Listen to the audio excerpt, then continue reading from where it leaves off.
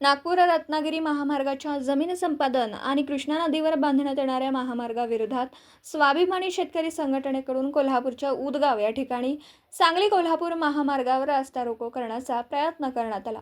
शेतकरी स्वाभिमानीच्या कार्यकर्त्यांसह महिला कार्यकर्त्यांनी रस्त्यावर ठाण मांडण्याचा प्रयत्न केला, मात्र पोलिसांनी बळाचा वापर करत स्वाभिमानी शेतकरी संघटनेच्या कार्यकर्त्यांसह महिला आंदोलकांना ताब्यात घेतला। नागपूर रत्नागिरी महामार्गासाठी संपादित करणाऱ्या जमिनीचा चौपट मोबदला द्यावा आणि कृष्णा नदीवर बांधण्यात येणाऱ्या पुलाचे पिल्लर वाढवण्यात यावे या मागणीसाठी राजू शेट्टींनी सांगली कोल्हापूर महामार्ग बेमुदत रोखण्याचा इशारा दिला होता। सकाळी तर राजू शेट्टींना पोलिसांनी ताब्यात घेतलं होतं, त्यामुळे रास्ता रोको होणार की नाही असा प्रश्न निर्माण झाला होता। मात्र स्वाभिमानीच्या कार्यकर्त्यांचा शेतकऱ्यांनी सांगली कोल्हापूर महामार्गावर उदगाव येथे रास्ता रोको करण्याचा प्रयत्न केला, परंतु आंदोलन पोलिसांनी मोडीत काढलं।